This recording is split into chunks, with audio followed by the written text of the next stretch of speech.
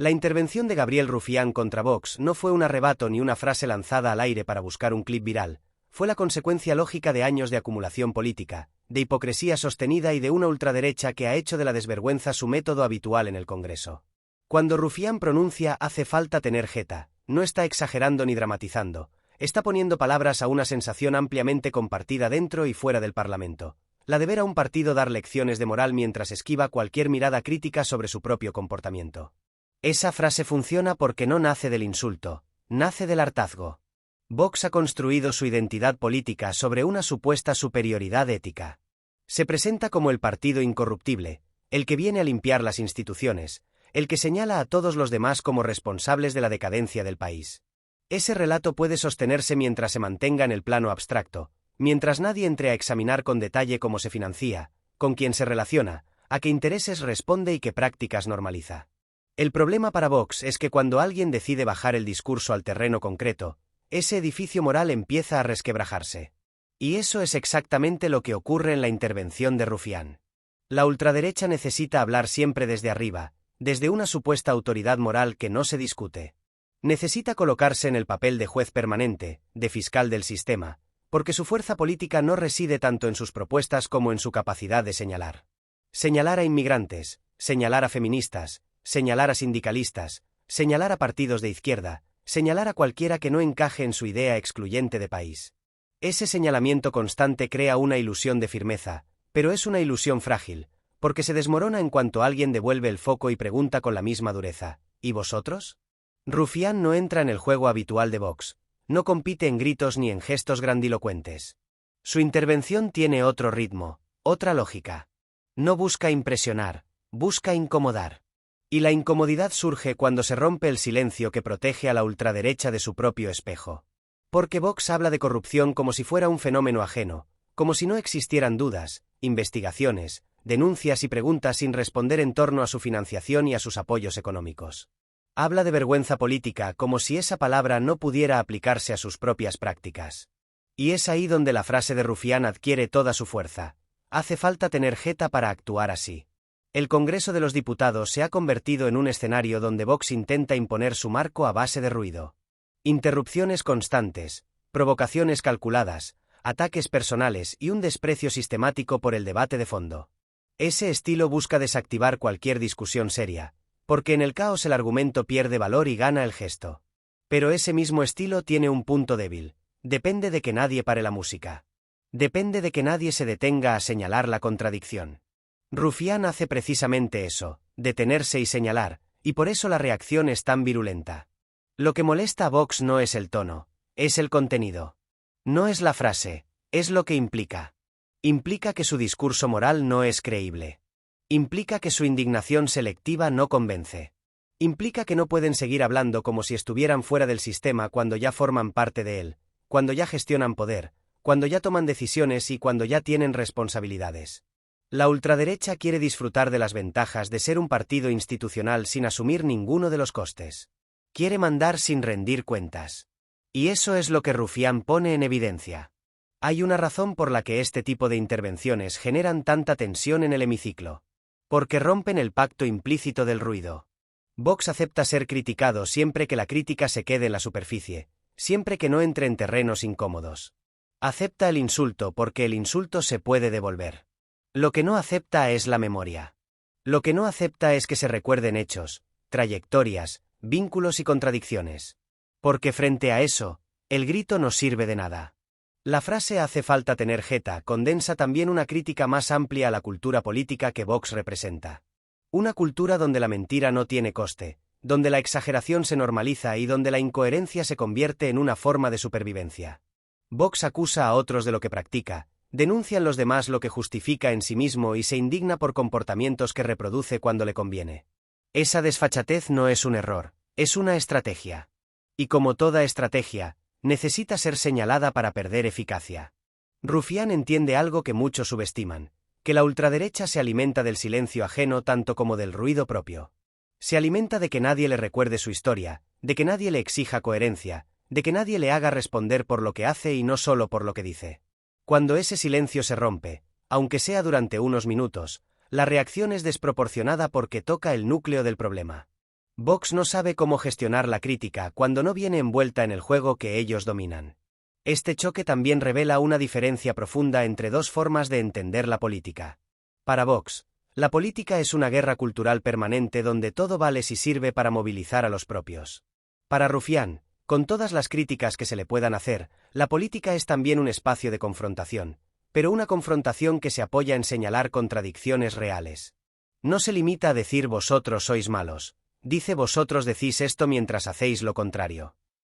Esa diferencia es clave, porque desplaza el debate del terreno emocional al terreno moral concreto. La corrupción aparece aquí no solo como un problema legal, sino como una cuestión de legitimidad. Vox pretende erigirse en árbitro moral del sistema, pero no acepta ser evaluado con los mismos criterios. Denuncia privilegios mientras defiende otros. Habla de transparencia mientras evita dar explicaciones. Habla de regeneración mientras se alía con las prácticas más rancias del poder cuando le conviene. Esa incoherencia es la que convierte su discurso en una farsa, y esa farsa es la que Rufián desnuda sin necesidad de grandes artificios. No es casualidad que la reacción de Vox ante este tipo de intervenciones sea siempre la misma: victimismo, indignación y ataque personal. Nunca hay una respuesta de fondo. Nunca hay una explicación detallada. Nunca hay una rendición de cuentas. Porque responder de verdad implicaría entrar en un terreno que no controlan. Implicaría abandonar el personaje y enfrentarse a la realidad. Y la realidad es incómoda cuando uno ha construido su fuerza política sobre la negación constante de esa misma realidad. Este episodio también muestra algo importante sobre el papel de la izquierda combativa en el Parlamento. Durante años se ha intentado presentar cualquier confrontación directa con la ultraderecha como un regalo para ella, como una forma de amplificar su mensaje. Lo que hace especialmente significativa la intervención de Gabriel Rufián es que no se produce en el vacío, sino en un parlamento que lleva años normalizando el ruido de Vox como si fuera una excentricidad inevitable y no una estrategia calculada. Durante demasiado tiempo, la ultraderecha ha conseguido imponer un clima en el que la interrupción constante, la provocación y el desprecio al debate se aceptan como parte del juego. Ese clima beneficia a quien no tiene interés en explicar nada, solo en marcar territorio. Rufián rompe esa dinámica no elevando el ruido, sino cortándolo en seco con una acusación que obliga a mirar de frente. Vox se siente cómodo cuando el debate se desplaza al terreno emocional porque ahí no hay que demostrar nada. Basta con indignarse, señalar y repetir consignas. En ese terreno, la coherencia no importa, la memoria estorba y los hechos se relativizan. Pero cuando alguien introduce la memoria en el debate, cuando recuerda que la ética no se declama sino que se practica, el edificio discursivo empieza a tambalearse. La frase "hace falta tener jeta" funciona como un golpe preciso porque no discute opiniones, discute comportamientos. La ultraderecha ha logrado instalar la idea de que cualquier crítica a su discurso es un ataque a la libertad de expresión. Es una maniobra clásica, convertir la exigencia de responsabilidad en censura, la demanda de explicaciones en persecución. De ese modo, se protegen de tener que responder a preguntas incómodas. Rufián no cae en esa trampa. No cuestiona su derecho a hablar, cuestiona la legitimidad de su pose moral. Y esa diferencia es fundamental, porque desarma el victimismo antes de que pueda desplegarse. Hay un elemento clave en esta confrontación que explica por qué genera tanto malestar en Vox: la ruptura del marco de ellos contra nosotros. La ultraderecha necesita dividir el hemiciclo entre patriotas y traidores, entre limpios y corruptos, entre los que supuestamente aman España y los que la odian. Ese marco simplista es su principal herramienta de movilización. Cuando Rufián les devuelve la pregunta sobre su propia coherencia, el marco se rompe, porque ya no se trata de bandos ideológicos, sino de credibilidad política. La corrupción, en este sentido, es un tema especialmente sensible para Vox porque desmonta su principal coartada. Presentarse como fuerza nueva, ajena al sistema y libre de vicios históricos, ha sido central en su ascenso. Pero el tiempo pasa, las relaciones se consolidan y las contradicciones se acumulan. Cuando un partido deja de ser marginal y empieza a tener poder real, se le aplican los mismos criterios que a los demás. Vox pretende disfrutar del poder sin aceptar esa regla básica. Rufián les recuerda que eso no es posible. El silencio incómodo que sigue a este tipo de intervenciones dice mucho más que los gritos posteriores. Porque cuando la ultraderecha responde con indignación teatral pero sin argumentos, confirma exactamente la acusación que se le ha lanzado. No hay explicación, no hay desmentido detallado, no hay aclaración. Hay ruido para tapar la pregunta.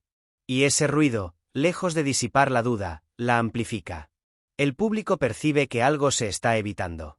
Este episodio también muestra la importancia del tono. Rufián no adopta una pose grandilocuente ni se disfraza de salvador moral. Habla desde una indignación reconocible, casi cotidiana, que conecta con la experiencia de quien observa la política desde fuera. No parece un discurso preparado para la posteridad, parece una reacción ante una desfachatez evidente. Esa naturalidad es lo que hace que el mensaje cale. No suena a consigna, suena a hartazgo compartido. La ultraderecha está acostumbrada a que el resto de partidos reaccione con cautela, midiendo cada palabra por miedo a amplificar su mensaje. Esa cautela, en muchos casos, ha funcionado como una forma de protección involuntaria. Vox crece cuando nadie le pone límites claros. La intervención de Rufián demuestra que existe otra vía: confrontar sin regalar marco, señalar sin sobreactuar, desmontar sin entrar en el espectáculo. No es una fórmula mágica, pero sí una ruptura con la pasividad que ha permitido a Vox marcar la agenda durante tanto tiempo.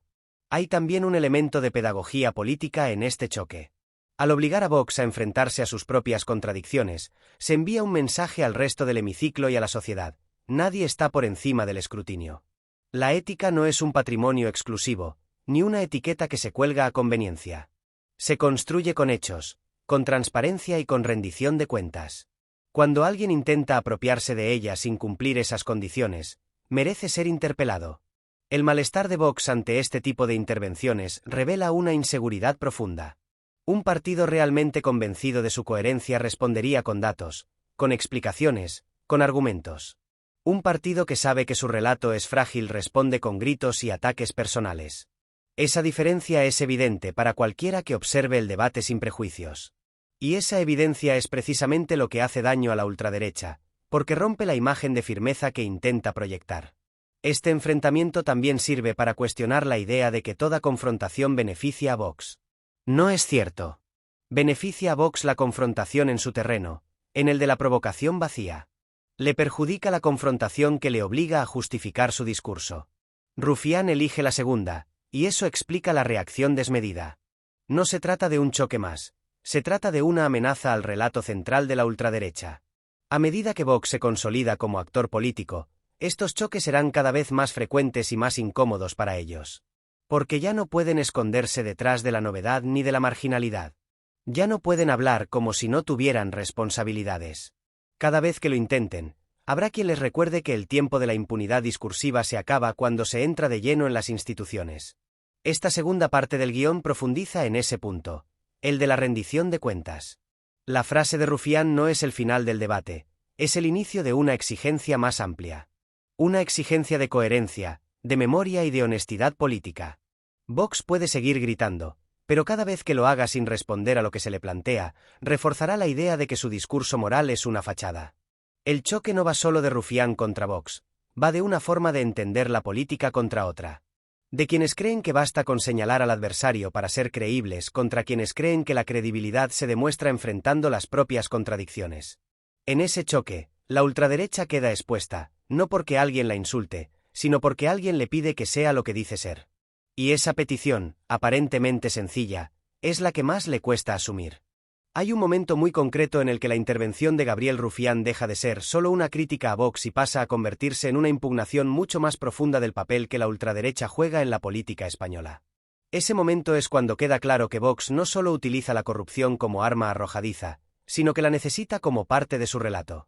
Necesita que el sistema esté podrido para poder presentarse como alternativa moral, incluso aunque esa podredumbre sea exagerada, manipulada o directamente inventada. Sin ese marco de decadencia permanente, Vox pierde sentido, porque su proyecto no se construye sobre propuestas, sino sobre indignación. Rufián entiende que el verdadero problema no es que Vox acuse a otros de corrupción, sino que lo haga desde una posición de falsa excepcionalidad. Vox habla como si estuviera fuera del sistema, como si no participara de él, como si no se beneficiara de las mismas dinámicas que dice combatir. Pero la realidad es que Vox es ya un partido plenamente institucional, con cargos públicos, con acceso a recursos, con influencia real y con alianzas de poder. Seguir hablando como si fueran antisistema no es solo una mentira, es una estrategia consciente para eludir responsabilidades.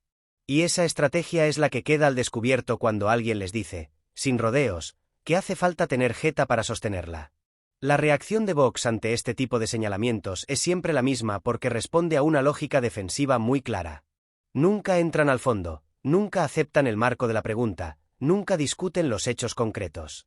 Desvían, atacan, gritan, se indignan. Esa respuesta no es casual, es la única posible cuando el relato está construido sobre una superioridad moral que no se puede demostrar. Responder con argumentos implicaría someterse al mismo escrutinio que exigen a los demás, y eso es precisamente lo que Vox intenta evitar a toda costa. Este episodio también sirve para desmontar la idea de que Vox representa una ruptura con la vieja política. En realidad, reproduce muchas de sus peores prácticas, solo que envueltas en una estética más agresiva y un lenguaje más extremo. Uso selectivo de la justicia, instrumentalización de los medios, victimismo permanente y una relación muy laxa con la verdad. Rufián no necesita decir todo esto explícitamente, basta con señalar la incoherencia para que el resto se entienda. La ultraderecha se presenta como regeneradora, pero actúa como lo que dice combatir. La corrupción, entendida en un sentido amplio, no es solo robar dinero público. Es también degradar las instituciones, mentir de forma sistemática, utilizar el Parlamento como plató y despreciar cualquier norma de convivencia democrática. Vox ha normalizado ese tipo de corrupción simbólica, esa erosión constante del espacio público, y lo ha hecho presentándose paradójicamente como garante de la moral. Esa contradicción es insostenible a largo plazo, y cada intervención como la de Rufián acelera su desgaste. Hay un elemento especialmente incómodo para Vox en este choque, que la crítica no venga desde una posición de poder tradicional, sino desde un diputado que no encaja en el molde que la ultraderecha considera legítimo. Rufián no representa al establishment clásico, no pertenece a las élites económicas que Vox suele señalar retóricamente mientras protege en la práctica. Eso hace que el golpe sea doblemente molesto, porque rompe la narrativa de ellos contra nosotros y demuestra que la crítica puede venir desde lugares que Vox no controla ni puede caricaturizar fácilmente. Este tipo de intervenciones también ponen en evidencia el papel del Parlamento como espacio político real, no solo como escenario de performance. Durante mucho tiempo, Vox ha tratado el Congreso como un lugar para provocar, no para debatir. Ha apostado por convertir cada sesión en un espectáculo de confrontación donde lo importante no es convencer, sino polarizar. Cuando alguien introduce una crítica que no se puede responder con un eslogan, ese espectáculo se detiene durante unos segundos. Y esos segundos son letales para un partido que vive del movimiento constante. La frase de Rufián funciona porque no concede a Vox el privilegio de la exageración. No les acusa de todo, no construye una caricatura, no eleva el tono hasta el insulto vacío. Les acusa de algo muy concreto, de carecer de autoridad moral para dar lecciones. Esa acusación es mucho más difícil de esquivar que un ataque genérico, porque obliga a responder desde los hechos. Y como Vox no quiere ni puede hacerlo, opta por la indignación teatral, confirmando así el diagnóstico. Este episodio también obliga a replantear la estrategia de quienes creen que la ultraderecha se combate ignorándola. Ignorar puede funcionar cuando un actor es marginal, pero deja de ser eficaz cuando ese actor tiene poder real y capacidad de condicionar gobiernos. En ese contexto, señalar contradicciones no es alimentar a la ultraderecha, es ponerle límites. Rufián no amplifica el discurso de Vox, lo somete a prueba. Y eso es algo muy distinto. Hay además un mensaje implícito dirigido al resto del arco parlamentario. La intervención de Rufián demuestra que no es inevitable aceptar el marco de Vox, que no es obligatorio responder en sus términos ni jugar a su juego. Se puede confrontar sin asumir su lenguaje, sin adoptar su tono y sin reforzar su victimismo. Se puede señalar la hipocresía con claridad y dejar que sea la ultraderecha la que se retrate con su reacción. Esa lección va más allá de este episodio concreto. La incomodidad que genera este tipo de choques se nota también fuera del Congreso. Una parte del electorado que puede sentirse atraída por el discurso moralista de Vox empieza a percibir fisuras cuando se exponen estas contradicciones de forma tan directa. No se trata de convencer a los convencidos, sino de erosionar la imagen de coherencia que Vox necesita para seguir creciendo. Cada vez que esa imagen se agrieta, el proyecto se debilita un poco más. Este tercer tramo del guión deja claro que la frase viral es solo la punta del iceberg. Debajo hay una crítica mucho más profunda a la forma en que la ultraderecha entiende la política, la ética y el poder. No es una cuestión de estilos ni de temperamentos, es una cuestión de legitimidad democrática. Vox quiere juzgar sin ser juzgado, señalar sin ser señalado y exigir sin rendir cuentas. Rufián rompe ese esquema con una intervención que no busca aplausos, sino que expone una verdad incómoda. Y esa verdad es sencilla, pero devastadora para quien vive del discurso moral. No se puede construir un proyecto político duradero sobre la desvergüenza. Se puede avanzar un tiempo, se puede hacer ruido, se puede polarizar, pero tarde o temprano alguien señalará la contradicción. Cuando eso ocurre, el grito deja de ser eficaz y la máscara empieza a caer. Vox lo sabe, y por eso reacciona como reacciona. Porque lo que está en juego no es un debate puntual, sino la credibilidad misma de su relato. El enfrentamiento entre Gabriel Rufián y Vox no termina realmente cuando se apagan los micrófonos del Congreso, porque su efecto va mucho más allá del instante concreto y del titular inmediato. Lo que queda flotando en el ambiente es una sensación difícil de borrar, la de haber asistido a un momento en el que la ultraderecha, por una vez, no consiguió controlar el relato. Y eso, para un partido que vive de imponer marcos morales simples y de presentarse como juez permanente de los demás, es un golpe político profundo, mucho más serio que cualquier reproche puntual o cruce de gritos. Durante años, Vox ha operado desde una posición de comodidad discursiva. Ha conseguido instalar la idea de que su papel es señalar, acusar y moralizar sin someterse a las mismas reglas que exige al resto.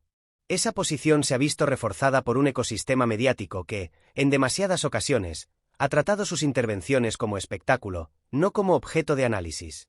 Mientras el foco estaba en el ruido, en el tono y en la provocación, el contenido quedaba en segundo plano.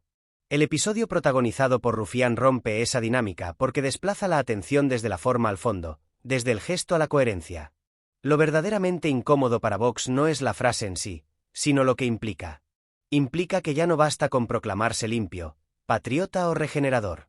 Implica que esas palabras empiezan a ser contrastadas con hechos, con comportamientos y con trayectorias. Implica que la indulgencia con la que se les ha tratado en nombre de la pluralidad democrática empieza a agotarse. Cuando Rufián dice hace falta tener jeta, no está pidiendo explicaciones técnicas ni informes detallados, está cuestionando algo mucho más básico, la autoridad moral desde la que Vox habla. Y esa autoridad es el pilar central de su proyecto político. La reacción de la ultraderecha tras este tipo de choques confirma el diagnóstico. No hay reflexión, no hay respuesta argumentada, no hay voluntad de entrar al fondo de la crítica. Hay ruido, indignación, victimismo y una huida hacia adelante que consiste en provocar una nueva polémica para tapar la anterior. Es un patrón repetido hasta el cansancio. Pero los patrones, cuando se repiten demasiado, dejan de parecer espontáneos y empiezan a ser reconocibles. Y cuando un patrón se reconoce, pierde eficacia. Este episodio también marca un punto importante en la percepción pública de Vox. Cada vez más sectores, incluso entre quienes no se identifican con la izquierda, empiezan a detectar una brecha entre lo que la ultraderecha dice y lo que hace. Esa brecha no se cierra con discursos grandilocuentes, se agranda con cada evasiva, con cada grito que sustituye a una respuesta. La intervención de Rufián no crea esa percepción, pero la acelera y la visibiliza en uno de los espacios más simbólicos de la política española. Hay un elemento clave que explica por qué este momento tiene más recorrido del habitual. Vox ya no puede presentarse como una fuerza emergente sin pasado. Tiene historia parlamentaria, tiene cargos, tiene alianzas, tiene poder territorial y tiene decisiones que le persiguen. A medida que ese pasado se acumula, el discurso de la excepcionalidad se vuelve cada vez más difícil de sostener. La ultraderecha quiere seguir hablando como si estuviera fuera del sistema mientras disfruta de sus beneficios. Rufián les recuerda, sin necesidad de grandes discursos, que esa ficción ya no cuela. Este choque también obliga a replantear el papel de la confrontación directa en el Congreso. Durante mucho tiempo, una parte de la izquierda institucional ha dudado entre ignorar a Vox o confrontarlo frontalmente. El miedo a amplificar su mensaje ha llevado a estrategias de contención que, en la práctica, han dejado demasiado espacio libre a la ultraderecha.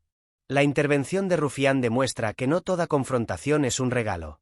Confrontar desde la memoria, desde la coherencia y desde la exigencia de responsabilidades no fortalece a Vox, lo debilita, porque le obliga a abandonar el terreno cómodo de la provocación y a enfrentarse a preguntas para las que no tiene respuestas preparadas. La frase que se hace viral funciona también como un punto de inflexión simbólico. No es un lema elaborado ni una consigna de partido, es una expresión cotidiana que cualquiera podría usar en una conversación normal. Precisamente por eso conecta. Porque traslada al lenguaje político una sensación que existe fuera del Congreso desde hace tiempo, la de asistir a un espectáculo de indignación selectiva, donde quienes más gritan contra la corrupción, la vergüenza y el deterioro moral son los menos dispuestos a mirarse al espejo. Esa traducción del malestar social al espacio institucional es lo que convierte el momento en algo más que un clip viral. A partir de aquí, Vox se enfrenta a un dilema complicado. Si responde a este tipo de críticas entrando al fondo, corre el riesgo de quedar aún más expuesto. Si no responde y se limita a gritar, refuerza la imagen de vacío que se le atribuye. Es una situación incómoda, porque rompe la dinámica de control absoluto del marco.